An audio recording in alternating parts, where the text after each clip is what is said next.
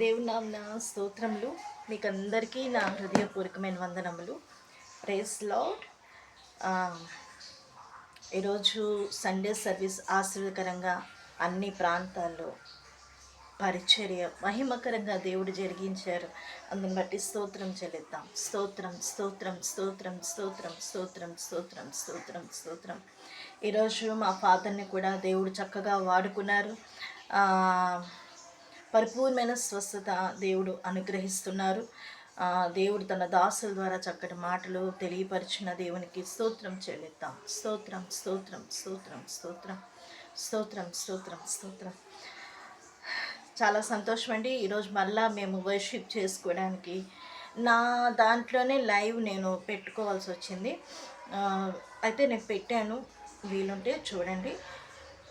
దేవుడు కృప దయచేశారండి. మనము ఈ దినాన ప్రభు దినమని గుర్తెరిగి ఆయనకు మనము మహిమలు ఘనతలు చెల్లిస్తూ ఆయన సన్నిధిలో గడిపే కృపను మనకిచ్చారండి. అందుని బట్టి దేవునికి స్తోత్రం చెల్లిద్దాం. స్తోత్రం స్తోత్రం స్తోత్రం స్తోత్రం స్తోత్రం. ఒక విషయం నేను ఈరోజు నా కీర్తనలు అంటే నేను ఉదయకాలం చదివే కీర్తన అయితే ఈరోజు నాదేంటంటే 137. అయితే నేను 137, 138 చాప్టర్ కూడా నేను చదువుకున్నాను. ఓకే, 137లో 5 వర్స్ మనం చదువుతాం. యెరూషలేమా, నేను నిన్ను మరచిన యెడల నా కుడి చెయ్యి తన నేర్పు మరచునుగాక. ఇక్కడ మనం చూస్తే యెరూషలేమా అనేసరికి రొట్టెల ఇల్లు. ఆ రొట్టెల ఇల్లు, ఆ యెరూషలేము, ఆ ప్రాంతాన్ని మనం కానీ మరిచినట్లయితే కుడి చెయ్యిని మరుగునుగాక అంట. ఈ మాట రాయబడి ఉన్నది. నిజమే. మనం యెరూషలేము గురించి ఇజ్రాయెల్ ప్రజల కొరకు ఎక్కువ మనం ప్రార్థన చేస్తూ ఉండాలి. దేవుని రాకడ అతి సమీపంగా ఉంది. దేవుడు ఎప్పుడైనా మనం ఉన్నామండి. రక్త సంబంధమే, అలాగే ఆత్మీయ బంధం ఇంకా బలమైన బంధం అది. ఎందుకంటే రక్త సంబంధం ఏదన్నా బాధలో ఉన్నప్పుడు వస్తారు. ఆత్మీయ బంధం కలిగిన వారు ఎలా ఉంటారంటే అనురాగం పంచుతారండి. వీళ్ళు వెళ్ళిపోతే బాగుంటుంది, తలనొప్పి వచ్చేస్తుంది, విసిగిస్తున్నారు అనేటట్లు ఉంటుంది ఆత్మీయ బంధం. రక్త సంబంధం ఎట్లనంటే అలా చూసి, రక్త సంబంధం కదా, ఆ బ్లడ్ అలా చూసి బాగున్నామని 2 అరటి పండ్లు తెచ్చి వెళ్ళిపోతారు. జస్ట్ ఏదో పిచ్చాపాటిగా మనం వాళ్ళల్లో కలిసిపోతాం. కొన్ని సందర్భాల్లో మనల్ని మనం మర్చిపోయి అలా ఉంటాం. అది ఆత్మ సంబంధమైన బిడ్డలు రానియండి, వాళ్ళు వచ్చినప్పుడు ఒక ఆత్మీయ బంధం, వారి కోసం మనం ప్రార్థన చేయటం, వారు మన కోసం ప్రార్థన చేయటం, అదొక ఆత్మీయ బంధం అనేది ఉంటుంది కదా. అయితే నేను ఎందుకు ఈ విషయం చెప్తున్నానంటే, యెరూషలేమును మనం మర్చిపోకూడదు. మనం ఆత్మ సంబంధమైన బిడ్డలమి, మనం యెరూషలేముని మర్చిపోకూడదు. యెరూషలేము గురించి మనం అనుదినము ప్రార్థన చేయాలి. అక్కడ తరచూ యుద్ధాలు జరుగుతుంటాయి, తరచూ ఏదో ఒక మనం వింటూ వస్తుంటాం. ఏదేమైనా కూడా మన యేసయ్య యెరూషలేములోనే, బెత్లెహేమ్ అనే పురంలోనే ఆయన జన్మనిచ్చారండి. ఆ పరిశుద్ధ స్థలాలు, నజరేతు, ఆ ప్రాంతాలు ప్రభు తిరిగారు. యోర్దాను, ఆ తర్వాత గలిలయ, ఇలా కొన్ని ప్రాంతాలు అక్కడ ఉన్నాయి యెరూషలేములో. అవన్నీ కూడా ప్రభు సంచరించారు. కాబట్టి మనం ఎప్పుడు కూడా మర్చిపోకూడదు. ఎదుగో పిల్లలు క్రిస్మస్ కదా, ఇంకా పాటలు నేర్చుకుంటూ ఉన్నారు. ఈ సంవత్సరం మన 25న మనకు కొత్త పాట దేవుడు ఇచ్చారు కదా, ఆ పాట మీద పాటలు పాడుతూ డ్యాన్స్ చేస్తున్నారు, నేర్చుకుంటారు ఏదో సంథింగ్. దేవుని మహిమపరుస్తున్నారు. అందుని బట్టి స్తోత్రములు. ఓకే, ఇంకొక మాట ఏంటంటే 138 చాప్టర్లో, నీ పరిశుద్ధాలయము తట్టు నేను నమస్కారము చేయుచున్నాను. నీ నామమంతటి కంటే నీవిచ్చిన వాక్యమును నీవు గొప్ప చేసి ఉన్నావు. నీ కృపా సత్యమును బట్టి నీ నామమునకు కృతజ్ఞతాస్తుతులు నేను చెల్లించెదను. నేను మొరపెట్టిన దినమున నీవు నాకు ఉత్తరమిచ్చితివి. నా ప్రాణంలో త్రాణ పుట్టించి నాకు ధైర్యపరిచితివి. యెహోవా, భూరాజులందరూ నీవు సెలవిచ్చిన మాటలు నీకు కృతజ్ఞతాస్తుతులు చెల్లించెదరు. యెహోవా, మహా ప్రభావం గలవాడని వారు యెహోవా మార్గములను గూర్చి గానము చేసేదరు. మనం యెహోవా మార్గాలేంటో మనం గానం చేస్తున్నాం. ప్రతిగానాలు దేవుని స్తుతిస్తున్నాం. ఇక ఈ నెలంతా పిండి వంటలు, బట్టలు, ఆ తర్వాత మందిరాలు, స్తోత్రాలు, స్తుతులు, దేవుని మహిమపరచడం. ఈ సంవత్సరం మాకు కూడా దేవుడు కృప దయచేశారు. ఇంకా దేవుని సన్నిధిలో వాడబడడానికి దేవుడు సహాయం చేశారు. అందరం మాకంటే మైక్ పట్టుకుంటేనే కాదు, దేవుణ్ణి మనం వెళ్ళామా, మనం మందిరంలోకి వెళ్ళామా, ప్రభు మన మధ్యలో ఉన్నాడు, ఆయన సన్నిధిలో ఉన్న హిందూస్ చూడండి, వాళ్ళు వెళ్ళినప్పుడు ఎంత భక్తిగా వాళ్ళు ఏవో చేస్తారు. ముస్లిమ్స్ చూడండి, క్రైస్తవుల గురించి వాళ్ళు కూడా అట్లే చెప్పుకుంటారు అందులోకి వెళ్తారు. అంటే ఏంటంటే మనం వెళ్ళిన వెంటనే అక్కడ దైవజనుల్ని కాదు, లేకపోతే అక్కడ ఉన్న వాళ్ళని కాదు, మనకు ఇది మనం ఎప్రిషియేట్ చేయటం, లేకపోతే వాళ్ళని చూసి సంతోషించడం కాదు. ప్రభు వాక్ ఏమొస్తుంది, ఆ వాక్ ఈ సంవత్సరం మనకు నూతన సంవత్సరంలో ఏ వాగ్దానం వస్తుంది, ఏ వాక్యంతో దేవుడు మనల్ని ధైర్యపరుస్తున్నాడు, ఏ పాట ద్వారా మనల్ని దేవుడు సరిచేస్తున్నారు అని మనం అనుదినము అనుక్షణము దేవుని సన్నిధిలో ఉన్నప్పుడల్లా ఆ విధంగా మీరు దేవునికి అర్పించుకోండి. ఈ ఈ నెలంతా ఎలాంటిదంటే ప్రభు సన్నిధి.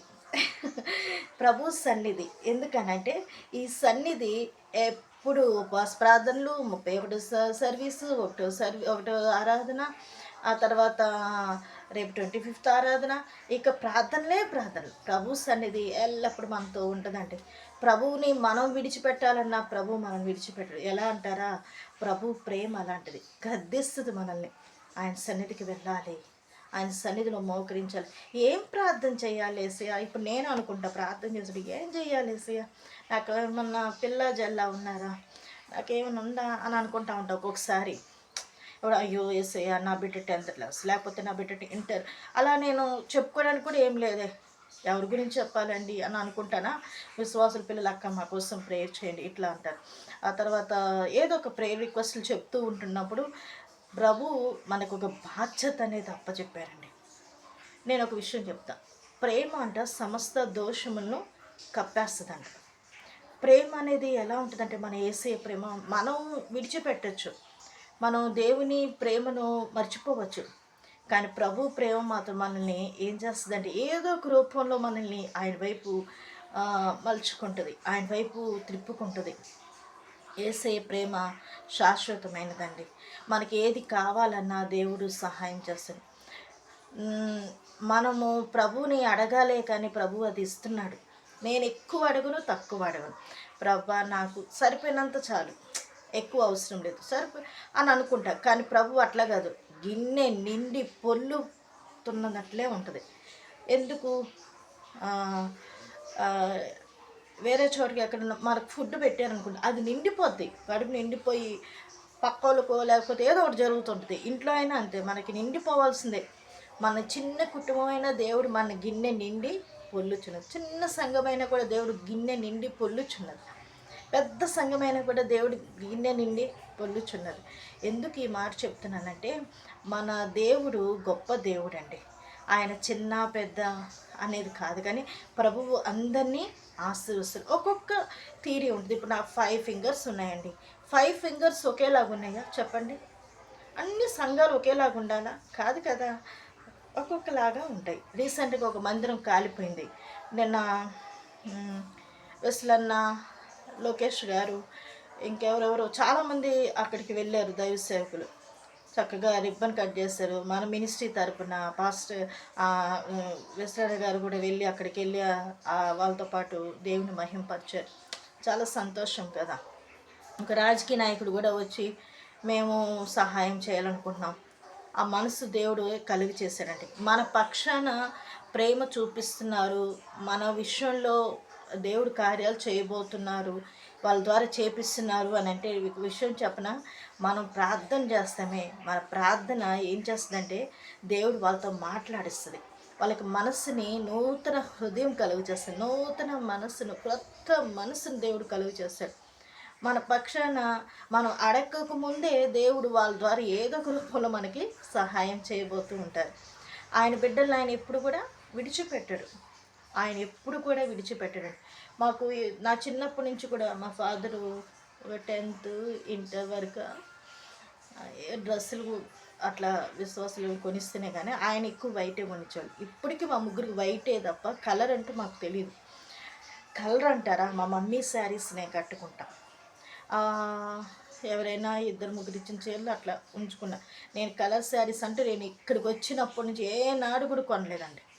కలర్ శారీస్ అంటే నేను కొనలే. ఎవరైనా ఇస్తే ఎప్పుడన్నా వేసుకుంటే, ఏది హాస్పిటల్స్కి వెళ్ళాల్సి వచ్చింది కాబట్టి అక్కడ అది వైట్లో ఉన్నదే వేసుకుంటా అప్పట్లో. ఇప్పుడు కూడా పరిస్థితిని బట్టి వేసుకోవాలంటే వేసుకుంటా. ఎప్పుడు నేను ఎందుకు చెప్తున్నానంటే, మా నాన్నగారు మమ్మల్ని ఆ విధంగా పెంచారు. మా మమ్మీ కూడా వైట్లోనే మేము ఎక్కువ ఉండేది. దేవుడు అట్లా ఆశీర్వదించారు. మాకు వైటే, క్రిస్మస్ అయితే వైటే, డిసెంబర్ అయినా వైటే, అదే జనవరి 1 అయినా వైటే. చిన్నప్పటి నుంచి కూడా ఫుల్ వైటే మా ముగ్గురికి. ఆ ఇదిలో మమ్మల్ని ఉంచారు.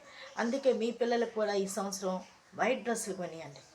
వాళ్ళకు కూడా ఇప్పుడు రోజులు భయంకరంగా ఉన్నాయి. పిల్లలు మంచి మార్గంలో నడిపించబడానికి ఈ డ్రెస్ కోడే వాళ్ళని మంచి మార్గంలోకి నడిపించడానికి దేవుడు సహాయం చేస్తారు.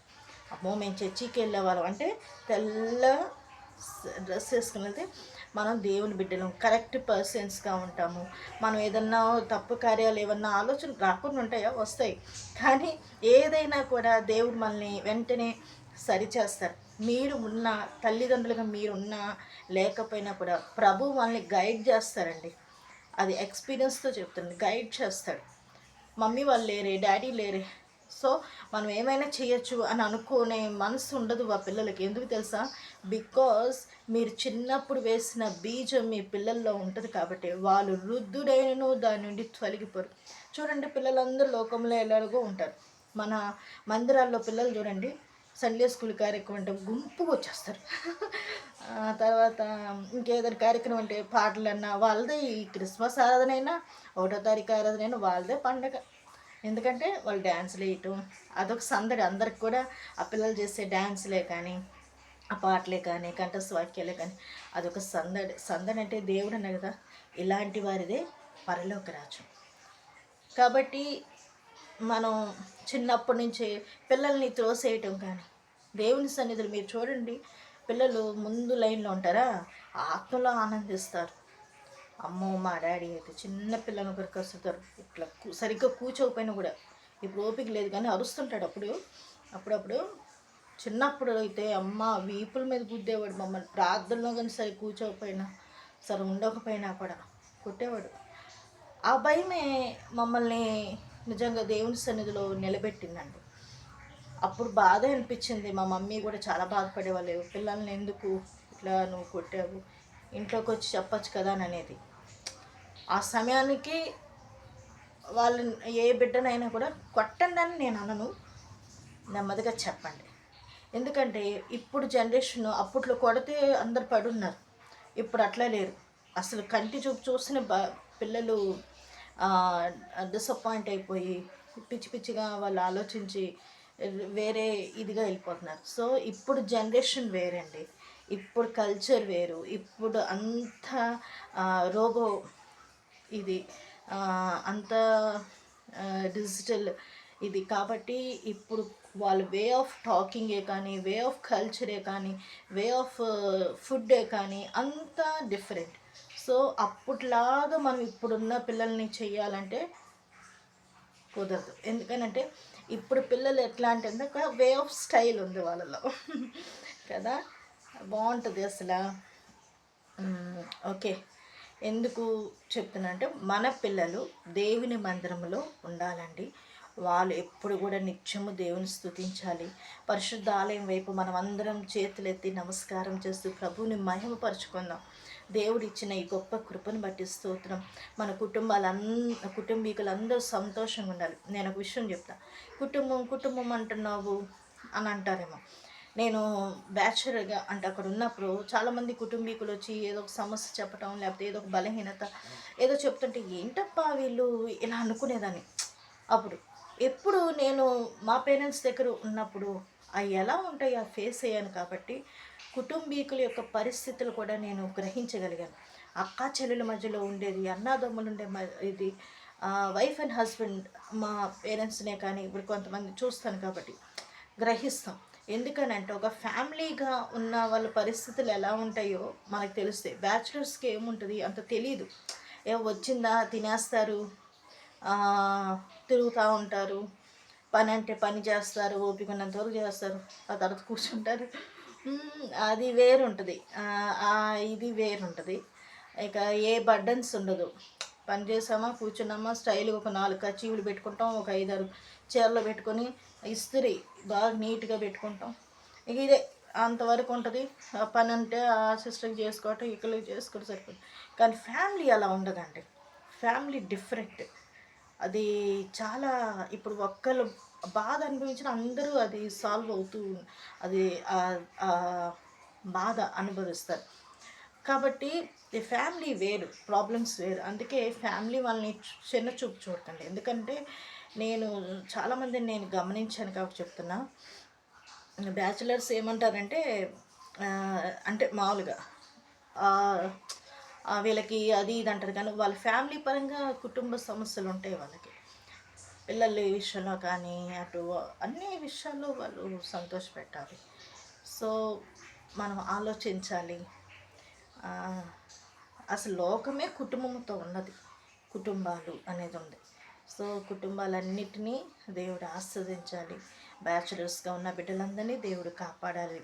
ఆ తర్వాత మనం యెరూషలేమును మాత్రం మర్చిపోకూడదు. యెరూషలేములో మన యేసయ్య పుట్టాడు, నజరేతులో ఆయన ఎదిగారు. ఆ తర్వాత గలిలయకి ఆయన వెళ్ళాడు, యోర్దానుకి వెళ్ళి బాప్తిసం తీసుకున్నాడు. యెరూషలేమును మాత్రం ఎట్టి పరిస్థితిలో మనం మర్చిపోకూడదు. అది రొట్టెల ఇల్లు, సమృద్ధి కలిగిన ప్రాంతం. యేసన్ గారు చెప్పేవారు, నేను యెరూషలేంకి వెళ్ళి వచ్చిన తర్వాత నేను ఆస్వాదించబడ్డాను అన్నాను. యెరూషలేం నిమిత్తమై ఎప్పుడు ప్రార్థన చేశానో అప్పుడు క్షేమం కలిగింది. యెరూషలేం కోసం ఎప్పుడు స్తోత్రాలు చెప్తూ ప్రార్థన చేసామో అప్పుడు మన సంస్థ ఆస్వాదించబడిందని అప్పుడు నా చిన్నప్పుడు యేసన్ గారు చెప్పినప్పుడు అవి విన్నాను. నాకు తెలిసి మన పాస్టర్ ఉన్నారు కదా అసలు అన్న, వీళ్ళందరికీ తెలుస్తుంటాయి. వాళ్ళ అన్నతో ఉన్న వాళ్ళు కాబట్టి ఆ టైంలో హోల్ నైట్ ప్రేయర్స్లో వాచ్ నైట్ సర్వీస్ అప్పుడు ఇంత లేదు కదా సంఘాలు. అప్పుడు వాచ్ నైట్ సర్వీస్ అంటే అన్ని సంఘాలలో అక్కడికి వచ్చేవాళ్ళు. ఒక 4-5 బ్రాంచెస్ అంటే ఉండేవి కదా అప్పుడు, తక్కువ. అందరం వెళ్ళేవాళ్ళం గోరంట్ల.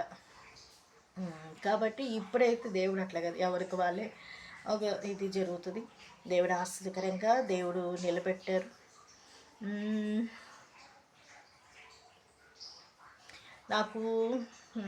నా కోసం ప్రేయర్ చేయండి, నా హెల్త్ కోసం. ఎక్కువ ఈ ప్లేస్ ఇక్కడ నొప్పి వస్తుంది బాగా. ఇక్కడ దేవుడు ఆరోగ్యం ఇవ్వాలి. ఎందుకంటే ఒక్కొక్కసారి ఏదన్నా పని మీద పడిపోయి ఉన్నా కూడా నొప్పి వస్తుంది. చెప్పను నేను, ఎందుకంటే ఇక మళ్ళీ దాని గురించి ఎందుకు అందరూ మళ్ళీ ఇబ్బంది పడతారు, బాధపడతారు అని చెప్పి నేను చెప్పను. ప్రార్థన చేయండి, ఎందుకంటే టెన్షన్స్ ఉంటాయి ఈ చలికి, సంఘ బలహీనతల వల్ల. ప్రార్థన చేస్తూ ఉండండి. నా కోసం నేను ఈరోజు ఒక చిన్న విషయం చెప్తా. స్తోత్రారాధన ఉదయం చేసుకుంటున్నాను. అయితే నా పిల్లి ఉంది కదా చిట్టిది, అదేం చేసింది నాతో పాటు వచ్చింది. నేను మనం దేవునికే కదా ముందు స్తోత్రాలు చెప్పాల్సిందే. నేను ఫస్ట్ దేవునికి చెప్పబోయి ముందు అదే మినిస్ట్రీ గురించి అలా చెప్పుకున్నా. ఆ తర్వాత కాదు ముందు దేవునికి కదా మహిమ చెల్లించాలి, ఫస్ట్ ఏసై కలగాలని. ఏసయ్య మహిమ గల రాజైన ఏసయ్య నీకు స్తోత్రం స్తోత్రం అని చెప్తుంటే నా పిల్లి కూడా, నా చిట్టుది కూడా స్తోత్రం స్తోత్రం స్తోత్రం అంటే, స్తోత్రం అంటే మ్యావ్ మ్యావ్, నేను ఎన్ని స్తోత్రాలు చెప్పినా మ్యావ్ మ్యావ్, అరవకేనా అంటున్నా. అది కూడా దేవుడు, పక్షులు కూడా దేవుడు మహిమపరుస్తాయి, పశువులు కూడా దేవుడు మహిమపరుస్తాయి అంటే అందులో నా చిట్టిది కూడా చెప్పుకుంటూ వచ్చింది. అంటే ప్రతి ఒక్కరు కూడా దేవుడిని మహిమపరుస్తున్నాయండి. మనమందరం దేవుని మహిమపరచుకుందాం. దేవుడు మనకిచ్చిన అవకాశం బట్టి, దేవుని స్తుతించే కృపను మనకి ఇచ్చారు, అందరిని బట్టి స్తోత్రములు. దేవుడిచ్చిన అవకాశం బట్టి స్తోత్రములు. Praise the lord.